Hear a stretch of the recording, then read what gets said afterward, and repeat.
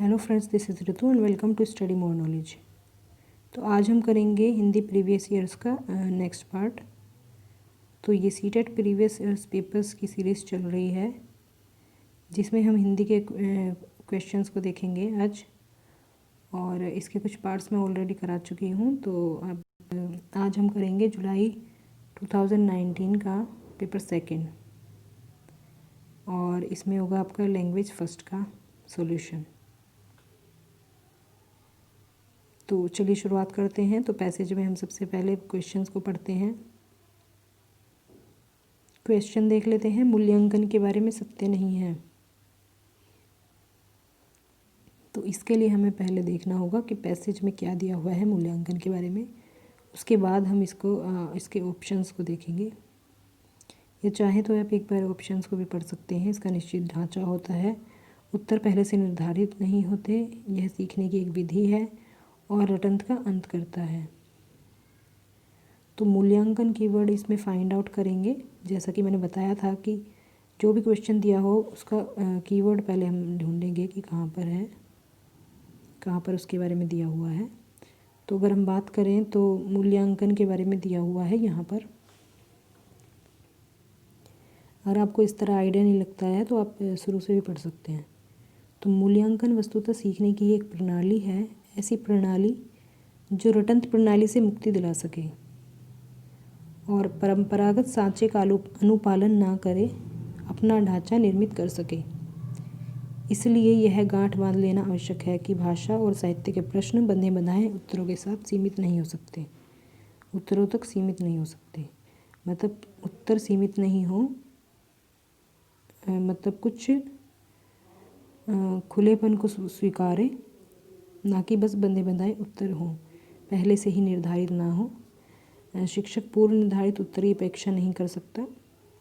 जैसे कि ऐसा ना हो कि बुक में कुछ दिया हुआ है तो बस उसी के अकॉर्डिंग बिल्कुल वही आंसर करना है, कुछ भी एक भी शब्द इधर उधर नहीं होना चाहिए, ऐसा नहीं होना चाहिए। किसी नए उत्तर की भी वो अपेक्षा कर सकता है विद्यार्थियों से। तो विद्यार्थियों के उत्तर सांचे से हटकर किंतु तर्क संगत हो सकते हैं और सही भी। मतलब जो भी परंपरागत तरीका होता है आंसर का, उससे अलग भी हो सकते हैं विद्यार्थी का उत्तर, तो उसे स्वीकारना आवश्यक है। इस खुलेपन की चुनौती को स्वीकारना आवश्यक है। तो ऑप्शन में क्या है कि इसका निश्चित ढांचा होता है, तो ये ऑप्शन हमारा गलत होगा। और ऑप्शन में गलत पूछा है तो यही सही हो जाएगा, क्योंकि ये तो ऑप्शन होता है हमारा, उत्तर पहले से निर्धारित नहीं होते मूल्यांकन की प्रक्रिया में।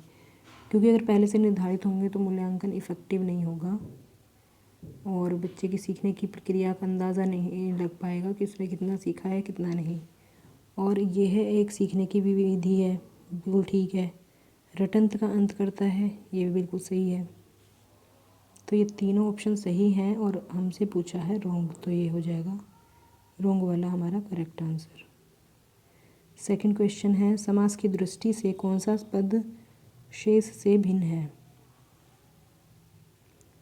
तो इसमें अगर बात की जाए समास की दृष्टि से, तो हम पता लगा पाएंगे इनका विग्रह करने पर, इन शब्दों का विग्रह करने पर ही हम पता लगा पाएंगे कि इनमें से कौन सा भिन्न है।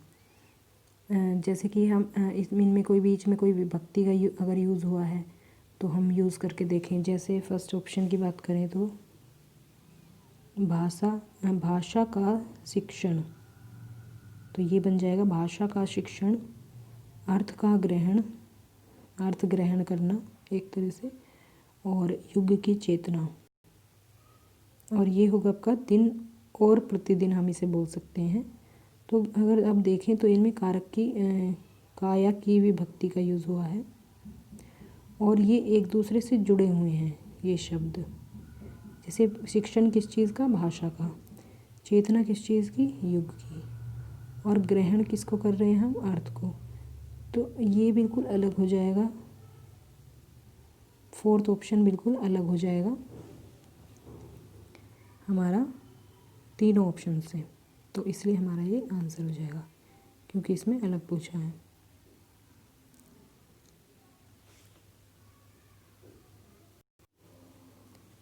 नेक्स्ट क्वेश्चन है, विद्यार्थी के लिए अनुच्छेद में प्रयुक्त अन्य पर्यायवाची शब्द हैं। तो विद्यार्थी के लिए अन्य पर्यायवाची शब्द क्या हैं? तो अगर हम पैरा भी नहीं पढ़ते हैं तो भी हम आंसर कर सकते हैं। जैसे अध्यापक, अध्येता तो नहीं होगा विद्यार्थी के लिए। किशोर हम विद्यार्थी के लिए यूज़ नहीं करते। सहभागी और परीक्षार्थी भी नहीं करेंगे। परीक्षार्थी कर सकते हैं, सहभागी नहीं होगा। तो ये ही करेक्ट आंसर हो जाएगा, शिक्षार्थी और छात्र, और ये पैराग्राफ में भी यूज़ हुए हैं।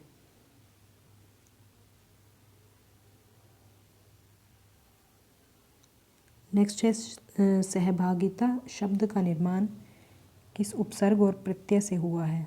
तो उपसर्ग और प्रत्यय का जो क्वेश्चन है वो हर पेपर में आ रहा है, तो आपको ये अच्छे से प्रिपेयर कर लेना है। तो अगर हम इसकी बात करें तो इसमें होगा आपका सह, तो होगा आपका उपसर्ग, जो स्टार्टिंग में लगते हैं वो होते हैं उपसर्ग, और इसमें छोटी ई की मात्रा है लास्ट में और ता है, तो ईता हो जाएगा प्रत्यय। तो थर्ड ऑप्शन करेक्ट हो जाएगा। अनुच्छेद में प्रयुक्त समकालीन शब्द का सबसे उपयुक्त अर्थ होगा। इसका एक तरीका ये भी है सॉल्व करने का कि अगर आपको शब्द का अर्थ भी नहीं पता है तो आप उसे पैराग्राफ में देखें कि वो किस तरह से यूज़ हुआ है। जैसे हम बात करें तो समकालीन है आपका यहाँ पर, तो स्टार्टिंग से लाइन पढ़ लेते हैं। उनके किशोर मानस को ध्यान में रखकर शिक्षक को अपने शिक्षण कार्य के दौरान अध्ययन अध्यापन की परंपरागत विधियों से 2 कदम आगे जाना पड़ेगा, ताकि शिक्षार्थी समकालीन यथार्थ और दिन प्रतिदिन बदलते जीवन की चुनौतियों के बीच मानव मूल्यों के प्रति अडिग आस्था बनाए रखने की प्रेरणा ग्रहण कर सकें। तो समकालीन का मतलब हो जाएगा जो एक ही समय में हुए हों या जो उसी समय में हुए हों। तो शिक्षार्थियों से अपेक्षा की जा रही है कि जो भी वो सीखें वो जो साथ में एक ही समय में जो चीज़ें हुई हैं उनके अकॉर्डिंग वो सीखें, उन चीज़ों को ध्यान में रखते हुए। तो जैसे बदलते जीवन की चुनौती के बीच, तो बदलते जीवन में जो भी चुनौतियां हैं उनके बीच वो सीखें। तो इस तरह से इसका आंसर हमारा क्या हो जाएगा? समकालीन का मतलब होता है एक ही समय में जो हुआ हो, और समसामयिक इसका आंसर हो जाएगा, क्योंकि समसामयिक का अर्थ भी यही होता है। तो ऑप्शन 2 इसका करेक्ट हो जाएगा। कौन सा कथन आज के शिक्षक की भूमिका के बारे में सत्य नहीं है? तो कौन सा सत्य नहीं है? फर्स्ट ऑप्शन है परंपरागत शिक्षण विधियों को छोड़ा नहीं जा सकता, तो ये सही नहीं है, तो यही हमारा आंसर हो जाएगा, क्योंकि परंपरागत विधियों को छोड़ा जा सकता है। और ये हमारा क्वेश्चन इसमें पैरा में भी दिया हुआ है, जैसे कि परंपरागत सांचे का अनुपालन ना करें, अपना ढांचा निर्मित कर सकें। अनुपालन ना करें मतलब कि उन्हें छोड़ना होगा, परंपरागत विधियों को छोड़ना होगा, और लेकिन इसमें दिया हुआ छोड़ा नहीं जा सकता, तो ये गलत हो जाएगा, तो यही ऑप्शन सही हो जाएगा। बाकी भी आप एक नज़र देख सकते हैं। शिक्षक विद्यार्थियों की सहभागिता सुनिश्चित करता है, जैसा कि अभी हमने पढ़ा था, बिल्कुल सही है ये। मानव मूल्यों पर उसकी आस्था अड़ी होती है, बिल्कुल। शिक्षक प्रेरक है, ज्ञानदाता नहीं, तो ये भी बिल्कुल सही है, जैसा ये स्टार्टिंग में दिया हुआ है। शिक्षक एक ज्ञानदाता नहीं रहा है आज के टाइम में, सिर्फ वो एक प्रेरक है, वो सिर्फ उसे डायरेक्शन देता है शिक्षार्थी को, जिससे वे स्वयं सीख सकें।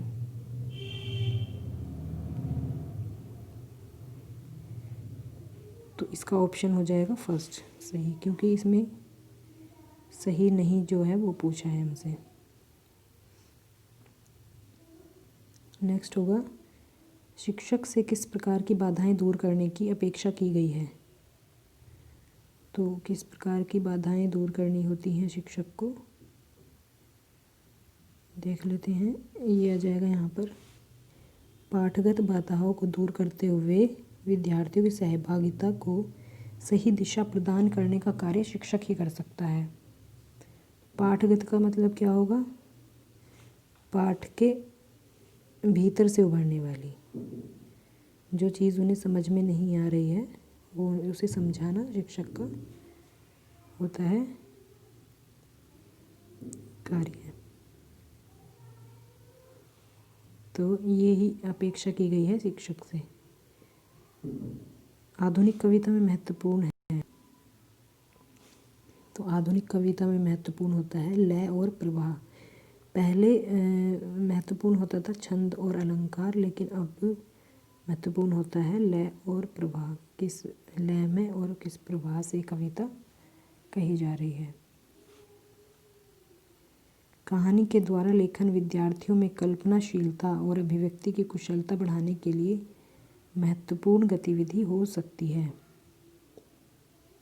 तो इसका में देख लेते हैं आंसर। कहानी से संबंधित कुछ बातें दी हुई होंगी। ये सेकंड पैरा देख लेते हैं। कविता पढ़ाते समय कवि की युग चेतना के प्रति सजगता समझना आवश्यक है। निबंध में लेखक के दृष्टिकोण और भाषा शैली का महत्व है और शिक्षार्थी को अर्थ ग्रहण की योग्यता का विकास जरूरी है। कहानी के भीतर बुनी अनेक कहानियों को पहचानने और उन सूत्रों को पल्लवित करने का अभ्यास शिक्षार्थी की कल्पना और अभिव्यक्ति कौशल को बढ़ाने के लिए उपयोगी हो सकता है। तो इसमें ऑप्शन देख लेते हैं क्या क्या दिए हुए हैं। तो इसमें हमारा ऑप्शन सही हो जाएगा सेकंड, क्यों इसमें दिया हुआ है निहित सूत्रों का प्लवन। तो ऑप्शन सेकंड करेक्ट हो जाएगा।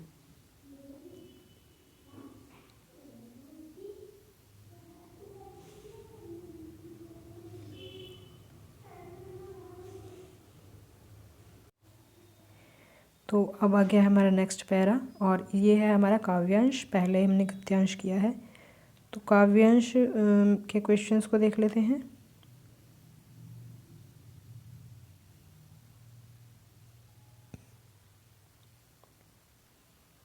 इसमें है फर्स्ट क्वेश्चन काव्यांश में, अंधकार के सिमटकर बैठे होने का क्या कारण है? बैठे होने का कारण क्या है? तो किसान आग सेक रहा है, अभी सूर्यास्त नहीं हुआ है, स्थान का अभाव है, या अभी सूर्योदय नहीं हुआ है। तो इसमें से अंधेरे के सिमटकर बैठे होने का क्या कारण है? तो अंधेरे का सिमटकर बैठा होना ये देख लेते हैं हम, ये कहाँ पर है।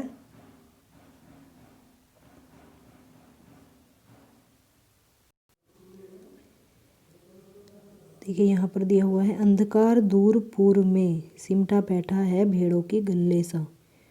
तो अंधकार सिमटा बैठा है भेड़ों के गल्ले सा मतलब झुंड की तरह। तो अगर अंधकार सिमटा बैठा है तो क्या है? सिमटा बैठा है मतलब क्या है? उजाला है, मतलब अंधेरा नहीं है। तो ऑप्शन के अकॉर्डिंग हम कैसे अंदाज़ा लगाएंगे इसका करेक्ट आंसर का? तो किसान आग सेक रहा है, ये तो हो गया नहीं। अभी सूर्यास्त नहीं हुआ है, सूर्यास्त मतलब सूर्य नहीं छिपा है, अभी सूर्य नहीं छिपा है तो मतलब दिन है।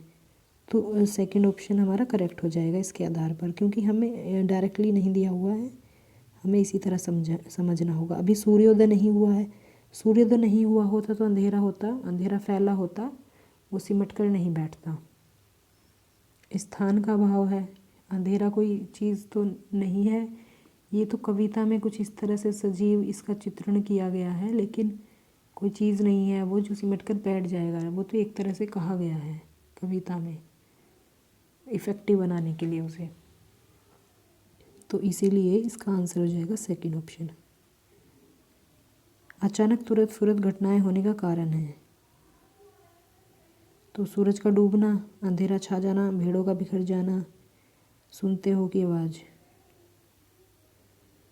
तो अचानक शब्द है हमारे यहाँ पर। अचानक बोला मोर, जैसे किसी ने आवाज़ दी, अजी सुनते हो। तो ये हमारा ऑप्शन में दिया हुआ है। तो अचानक क्या घटना हुई है? अचानक तुरंत फुरत घटनाएं होने का कारण पूछा है। तो ये हमारा पोयम में यही दिया हुआ है, तो ये सही हो जाएगा क्योंकि ये तो हमारे फर्स्ट स्टार्टिंग में ही है, तो ये तो दूर दूर तक नहीं है उसके आसपास, तो यही फोर्थ ही ऑप्शन सही हो जाएगा।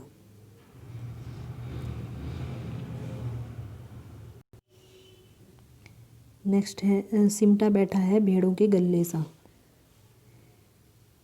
किस विकल्प में सभी शब्द गल्ला के समानार्थी हैं? तो भेड़ों के गल्ले सा मैंने बताया था अभी, झुंड होता है इसका मतलब। तो इसमें फर्स्ट ऑप्शन में देखें तो गोदाम माल, ये तो होगा नहीं, ये तो इसमें सब मैच नहीं कर रहे हैं। रेवड़ झुंड भीड़ रेला, तो इन सब का यही मतलब होता है, तो ये सेकंड ऑप्शन सही हो जाएगा। तो सबका मतलब झुंडी होता है। फिर है कविता में दो समानार्थी शब्द हैं, अंधकार और अंधेरा, तो इन दोनों के बारे में कौन सा कथन सत्य है? दोनों तद्भव हैं, तो दोनों तद्भव तो नहीं है। पहला तद्भव है, तद्भव भी नहीं है, तो दूसरा तद्भव है। ये सही हो जाएगा क्योंकि अंधेरा ये आपका तद्भव शब्द है, दोनों तत्सम नहीं है, तो अंधेरा है आपका तद्भव, तो थर्ड ऑप्शन करेक्ट हो जाएगा। तो देख लेते हैं नेक्स्ट क्वेश्चन को। शाम का सजीव चित्रण करने के लिए किस रूपक को अनुपयुक्त माना जा सकता है? तो शाम का सजीव चित्रण करने के लिए अनुपयुक्त माना जा सकता है, मतलब कि बाकी ऑप्शंस शाम का जो सजीव चित्रण कर रहे हैं, और एक ऑप्शन है जो नहीं कर रहा है। तो आकाश का साफा ये भी कर रहा है। मोर की आवाज़ से ऐसा कुछ नहीं लग रहा है। जंगल की अंगीठी जो है, मतलब जो जंगल की अंगीठी क्यों है यहाँ पर? पलाश के जंगल की अंगीठी, जो पलाश के फूल हैं वो पीले रंग के होते हैं, तो वो ऐसा लग रहा है कि जंगल में आग जली हुई है पलाश के फूलों की वजह से। तो ये बिल्कुल शाम का वर्णन कर रहा है, क्योंकि शाम के वक्त आपने देखा हो कैसा मौसम रहता है, मतलब कैसा कलर रहता है आसमान के पास में। हमने देखा होगा जब सूरज डूबने लगता है तो वो कुछ पीला रंग दिखता है, तो ये भी कर रहा है। और ऐसे ही सूरज की चिलम से मतलब वही सूरज की रोशनी किस कलर की लग रही है, शाम के टाइम कैसी हो जाती है सूरज की रोशनी, कुछ पीले रंग की हो जाती है, तो ये भी कर रहा है। तो मोर की आवाज़ से ऐसा कुछ नहीं दिख रहा है, तो ये हमारा सही हो जाएगा। ये तीनों हमारे हट जाएंगे इससे, तो सेकंड ऑप्शन करेक्ट होगा। पलाश वन को अंगीठी कहा गया है क्योंकि, तो जैसा कि मैंने अभी बताया, खिले पलाश के वन आग के समान दिखते हैं, क्योंकि वो पीले कलर के हैं इसलिए वो बिल्कुल आग के समान दिखते हैं, क्योंकि जब काफ़ी सारे लगातार फूल खिले होंगे तो बिल्कुल वो आग के समान ही लगेंगे। पेडागोजी सेक्शन है हमारा, तो इसमें पेडागोजी में है उच्च प्राथमिक स्तर पर बच्चों के भाषा विकास के लिए ज़रूरी है कि, इसमें ऑप्शन आपको सेलेक्ट करने हैं कौन कौन से आएंगे। तो इसमें क्या होना चाहिए? समृद्धि का भाषा डैश व अन्य विषयगत शिक्षण युक्ति में उपयोग किया जाए, तो इसमें आ जाएगा आपका, तो कलात्मक जैसा तो कुछ होगा नहीं, अगर हम फर्स्ट ऑप्शन की बात करें तो कलात्मक जैसा कुछ है नहीं इसमें, ये नहीं होगा। भाषिक की हम कह सकते हैं कि ज़रूरी है कि भाषिक समृद्धि का भाषा और साहित्य व अन्य विषयगत शिक्षण युक्ति में उपयोग किया जाए, तो सेकंड हमारा सही हो जाएगा। तो परिवेश समृद्धि कुछ सही नहीं लग रहा है, ये भी नहीं होगा, साहित्य व कला भी नहीं होगा, तो सेकंड ऑप्शन सही हो जाएगा। उच्च प्राथमिक स्तर की हिंदी भाषा की पाठ्य पुस्तकों में हिंदीतर भाषा को भी जगह मिलनी चाहिए, इस कथन का औचित्य नहीं है। औचित्य मतलब होता है उद्देश्य या पर्पस हम कह सकते हैं। तो इसका पर्पस क्या नहीं है ये बताना है हमें। और किस चीज़ का? हिंदीतर भाषा को भी जगह मिलनी चाहिए इस चीज़ का। हिंदीतर मतलब जो हिंदी से अलग लैंग्वेजेस हैं उनकी बात हो रही है। तो हिंदी से अलग जो लैंग्वेजेस हैं उनको भी जगह मिलनी चाहिए। इस चीज़ का क्या पर्पस नहीं है, इस कथन का क्या पर्पस नहीं है, तो हम इसे समझ लेते हैं। तो ऑप्शन के थ्रू ही समझ आएगा। तो हिंदीतर भाषा के साहित्य से परिचित कराना, हिंदीतर भाषा को शामिल करना, इसीलिए शामिल करना क्योंकि उनके साहित्य से परिचित हो सकें बच्चे। बिल्कुल सही होगा ये। हिंदीतर भाषाओं की रचना शैलियों से परिचित कराना, बिल्कुल, तभी उन्हें शामिल करने की बात हो रही है। हिंदीतर भाषाओं के माध्यम से संवेदनाओं को विस्तार देना, ये भी सही है। हिंदीतर भाषियों के आक्रोश को शांत करना, तो ये बिल्कुल नहीं होगा। आक्रोश को शांत करना तो कभी कोई मकसद नहीं है किसी भाषा को शामिल करने का। तो ये गलत है, इसलिए इसमें सही आंसर हो जाएगा क्योंकि हमसे नेगेटिव पूछा है, नहीं पूछा है। विद्यार्थियों की पढ़ने में रुचि जगाने एवं भाषा ज्ञान में वृद्धि के लिए पाठ्य पुस्तक के अतिरिक्त और क्या होना चाहिए? तो अगर फर्स्ट ऑप्शन देखें, पाठ्यचर्या सहगामी क्रियाओं का अधिकाधिक आयोजन किया जाना चाहिए। तो अगर आप अधिकाधिक की बात करें तो ये अधिक से अधिक की बात कर रहा है, मतलब ज़्यादा से ज़्यादा कोई चीज़ ज़्यादा से ज़्यादा अगर हम करेंगे तो क्या वो सही है? तो इसीलिए ये ऑप्शन नहीं होगा। ये इसी वजह से एलिमिनेट हो जाएगा क्योंकि अति की बात कर रहा है। अति मतलब एक्सट्रीम लेवल की बात कर रहा है। समाचार पत्र पोस्टर का निर्माण करवाया जाना चाहिए, तो सिर्फ इसी को ही तो हम करा नहीं सकते हैं, पढ़ाई भी ज़रूरी है। और पठन सामग्री विकसित की जा सकती है, हाँ ये बिल्कुल की जा सकती है। पठन सामग्री मतलब जिसके थ्रू पढ़ाया जा सके, जैसे मैप वगैरह हो गया, तो इस तरह से या चित्रों का हो गया, यूज़ हो गया पठन में, मतलब पढ़ाई में। पठन सामग्री से रिलेटेड यही चीज़ें होती हैं, जैसे मैपिंग या कोई चित्र हो गया उसके थ्रू पढ़ाना, तो ये बिल्कुल सही हो जाएगा। शैक्षिक भ्रमण का अधिक से अधिक, ये भी अति की बात कर रहा है, तो ये भी नहीं होगा। तो इस तरह के ऑप्शंस आप एलिमिनेट करके भी आप सही ऑप्शन तक पहुंच सकते हैं। तीसरा ऑप्शन करेक्ट हो जाएगा। उच्च प्राथमिक स्तर पर बच्चों के भाषाई आकलन की दृष्टि से सबसे महत्वपूर्ण प्रश्न है। तो भाषा आकलन का हर किसी में हमारा, भाषा के आकलन की जब बात होती है तो उसमें सबसे अच्छा ऑप्शन वो रहता है जिसमें कि अपने शब्दों में कोई बात कहने की बात हो रही हो। तो इसमें अगर हम ऐसा ऑप्शन देखें तो ऐसा ऑप्शन सिर्फ हमें मिल रहा है थर्ड नंबर पर। नीलकंठ की नृत्य भंगिका को अपने शब्द चित्र में प्रस्तुत कीजिए। तो भाषा के आकलन में सबसे महत्वपूर्ण बिंदु यही होता है, अपने शब्दों में किसी बात को कहना, तो उससे सबसे अच्छा आकलन होगा। भाषा अर्जित करने के संदर्भ में सर्वाधिक महत्वपूर्ण है, तो क्या महत्वपूर्ण है? तो ये लास्ट जो मैंने कराया है उसमें भी था समृद्ध भाषा परिवेश, तो ये इसका आंसर हो जाएगा। बहुभाषिक कक्षा में बच्चों की भाषाओं को स्थान देने के लिए आवश्यक है कि, तो बहुभाषिक कक्षा क्या होती है? जिसमें कि दो या दो से ज़्यादा भाषाएं बोली जाती हों। तो उसमें बच्चों की भाषाओं को स्थान देने के लिए क्या आवश्यक है? इसमें हो जाएगा शिक्षक बच्चों की मातृभाषा प्रयोग को स्वीकारे,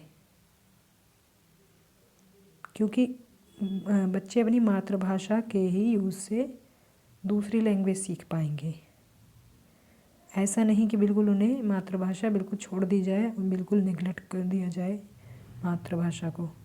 तो नेगलेक्ट नहीं कर सकते हम किसी भी बच्चे की मातृभाषा को, उसकी हेल्प से ही हम दूसरी भाषा उसे सिखा सकते हैं। तो सेकंड ऑप्शन करेक्ट हो जाएगा इसमें। फिर है 8वीं कक्षा में पढ़ने वाली रूबीना लिखने में बेहद कठिनाई का अनुभव करती है। संभव है कि वह किससे डैश से ग्रसित हो। तो कौन सा होगा इसमें? कौन सी डिसेबिलिटी होगी ये?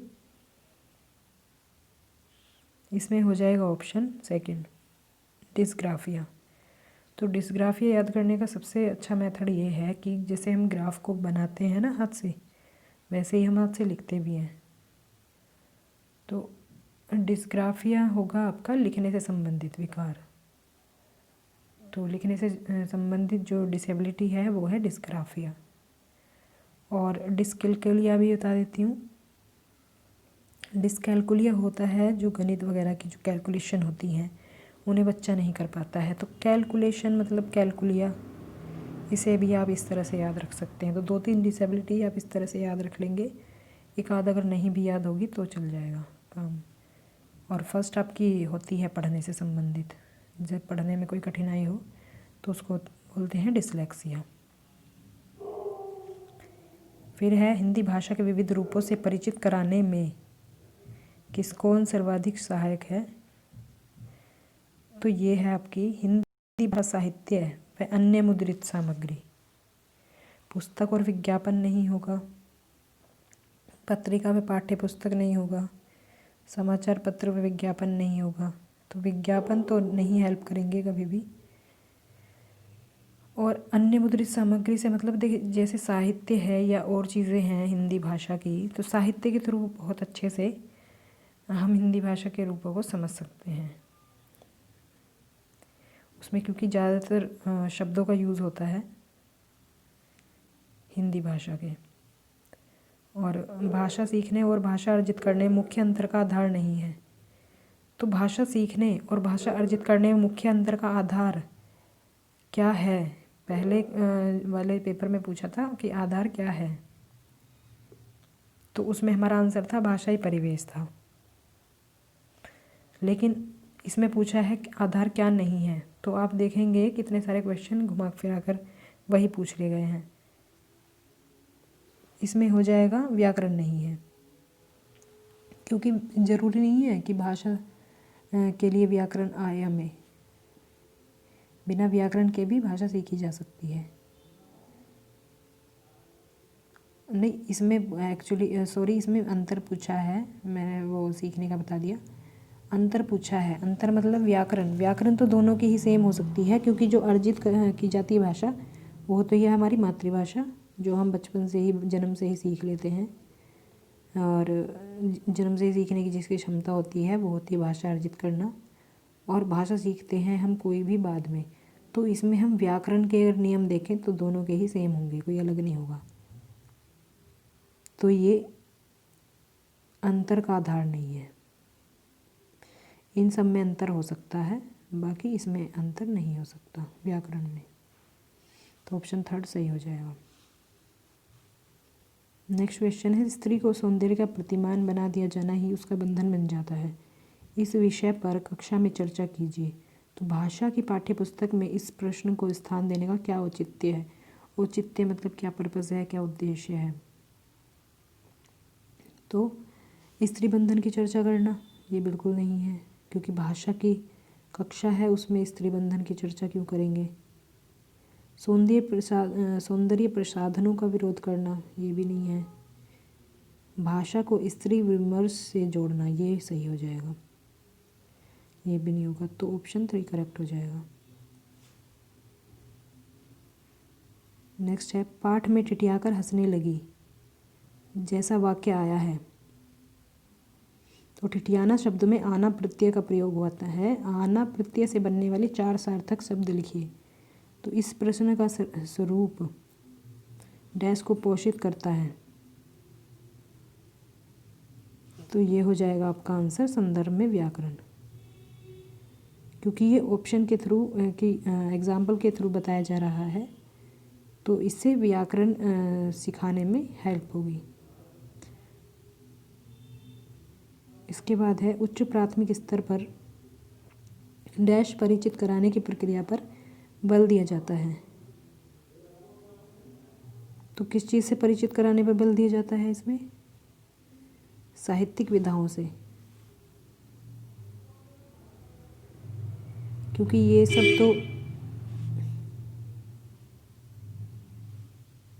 ये सब तो बच्चे बाद में पढ़ते हैं, अलंकार व छंद वगैरह। और ये साहित्यिक विधाएं ही आती हैं इसमें जो महत्वपूर्ण होती हैं। साहित्यिक विधाओं की अगर हम बात करें तो साहित्यिक विधाएं होती है आपकी जैसे गद्य पद्य और नाटक वगैरह के जो अन्य रूप होते हैं, अलग अलग रूप होते हैं। जैसे गद्य में होते हैं कहानी, उपन्यास वगैरह, और पद्य में होते हैं आपके महाकाव्य, खंडकाव्य, इस तरह के। नाटक में एकांकी, मतलब ये तीनों गद्य पद्य नाटक वगैरह ये किन किन रूपों में हमारे यूज़ में लिखे जा सकते हैं। तो ये होती हैं साहित्यिक विधाएं। उच्च प्राथमिक स्तर पर व्याकरण सिखाने की किस विधि को आप सर्वाधिक महत्वपूर्ण एवं उपयोगी पाते हैं? तो व्याकरण सिखाने की जब भी बात होती है तो व्याकरण सिखाने के लिए सबसे महत्वपूर्ण होती है आगमन विधि। तो व्याकरण की विधि की बात हो तो आगमन विधि, ये अच्छे से याद कर लेना है आपको। फिर है उच्च प्राथमिक स्तर पर भाषा शिक्षण का उद्देश्य नहीं है। तो भाषा शिक्षण का क्या उद्देश्य नहीं है उच्च प्राथमिक स्तर पर? इसमें नहीं है व्याकरणिक बिंदुओं की परिभाषाओं को जानना। तो परिभाषाओं को जानना कभी भी भाषा का ये उद्देश्य नहीं होता है, भाषा शिक्षण का उद्देश्य नहीं होता है। परिभाषाओं का रट्टा लगवाना कभी भी उद्देश्य नहीं होगा। तो बाकी ऑप्शन सब सही हैं, तो यही एक गलत हो जाएगा। तो लास्ट क्वेश्चन है हमारा, भाषा की नियमबद्ध प्रकृति को पहचानना और उसका विश्लेषण करना उच्च प्राथमिक स्तर पर भाषा शिक्षण का क्या है? ये है उद्देश्य है।